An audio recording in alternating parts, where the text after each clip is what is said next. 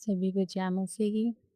आज का वचन है भजन संहिता 1, धर्मी और दुष्ट मनुष्य के बारे में। क्या ही धन्य है वह पुरुष जो दुष्ट की युक्ति पर नहीं चलता और न पापियों के मार्ग में खड़ा होता है और न ठट्ठा करने वालों की मंडली में बैठता है।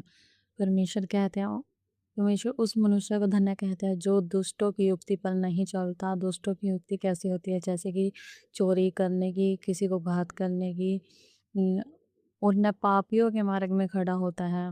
पापियों का मार्ग जैसे नशा करना, व्यभिचार करना और निंदा करना, उनके मार्ग में भी वह नहीं खड़ा होता। अ, और न ठट्ठा करने वालों की मंडली में बैठता है। ठट्ठा करने वाले जैसे कि कुछ लोगों की मंडली होते हैं, वो दूसरों को मजाक उड़ाते रहते हैं, उनकी निंदा करते रहते हैं, उनको गलत बोलते हैं, तो ये होता है ठट्ठा करना और मजाक उड़ाना दूसरों का। परंतु वह तो यहोवा की व्यवस्था से प्रसन्न रहता और उसकी व्यवस्था पर रात दिन ध्यान करता रहता है। परमेश्वर का वचन कहता है कि मतलब वो जो धर्मी मनुष्य है वो यहोवा की व्यवस्था से, जो परमेश्वर ने व्यवस्था ठहराई है कि हमें कैसे चाल चलन चलना है। परमेश्वर ने हमें हमारे लिए हम अपने वचनों में व्यवस्था ठहराई है, हमें उस व्यवस्था पर चलना है। तो वो व्यक्ति जो धर्मी व्यक्ति होता है वो उससे प्रसन्न रहता है और उसकी व्यवस्था पर रात दिन ध्यान करता रहता है और उनके वचनों पर रात दिन ध्यान करता रहता है, उनके वचनों को रात दिन मनन करता रहता है। वह उस वृक्ष के समान है जो बहती नालियों के किनारे लगाया गया और अपनी ऋतु में फलता है और जिसके पत्ते कभी मुरझाते नहीं। इसलिए जो कुछ वह पुरुष करे वह सफल होता है। परमेश्वर कहते हैं कि वह उस वृक्ष के समान है जैसे कि जो बहती नालियों के किनारे लगाया गया।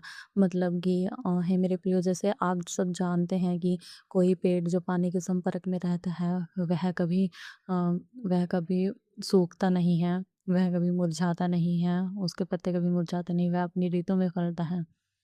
तो परमेश्वर ने धर्मी मनुष्य को भी उस वृक्ष के समान बताया है कि वह हरा भरा रहता है।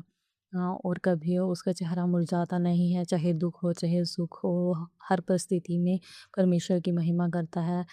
तो इसीलिए जो कुछ वह पुरुष करे वह सफल होता है, मतलब इसलिए जो कुछ वह करता है वह सफल होता है। दुष्ट लोग ऐसे नहीं होते, वे उस भूसी के समान होते हैं जो पवन से उड़ाई जाती है।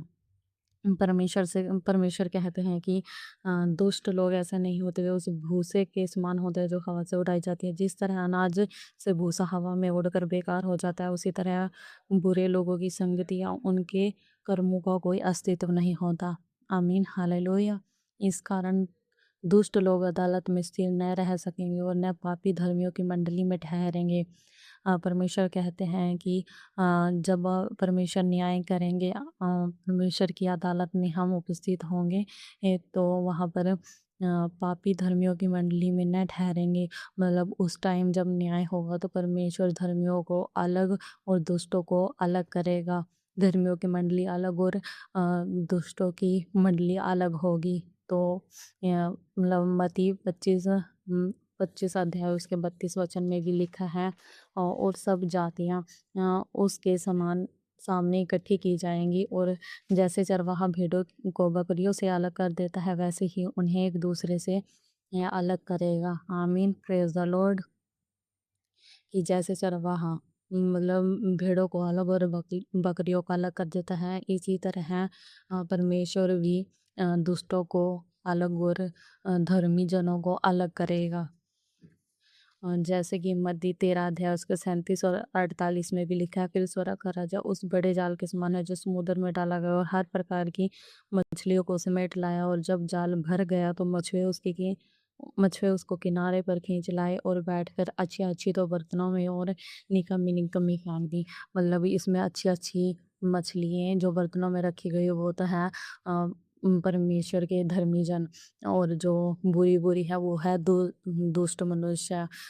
वो बुरी बुरी फेंक दी। मतलब वो जैसे कि बुरी मछली है, परमेश्वर दुष्टों को बताते हैं जो कि नरक की आग में डाले जाएंगे, फेंक दिए जाएंगे। हालेलुया। क्योंकि यहोवा धर्मियों का मार्ग जानता है, परंतु दुष्टों का मार्ग नष्ट हो जाएगा।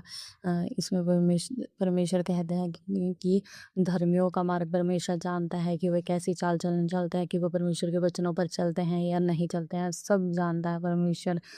हमारे चाल चलन को जानता है। जैसे कि लूका 12 अध्याय उसके 2 वचन में भी लिखा है कि कुछ ढका नहीं जो खोला ना जाए, और न कुछ छिपा है जो जाना न जाएगा। हालेलुया! इसीलिए हे मेरे प्रियो, हमें परमेश्वर के वचनों पर चलना है, उनके अनुसार हमें जीवन व्यतीत करना है। हमें दुष्ट मनुष्य की तरह नहीं बनना। आमीन, हालेलुया! इस वचन के पढ़े और सुने जाने पर आप सबको आशीष मिले। आशा करती हूँ कि आप सबको ये वचन समझ आया होगा। तो प्लीज़ वीडियो को लाइक, शेयर एंड सब्सक्राइब करें। आमीन। सबको जय मसीह की।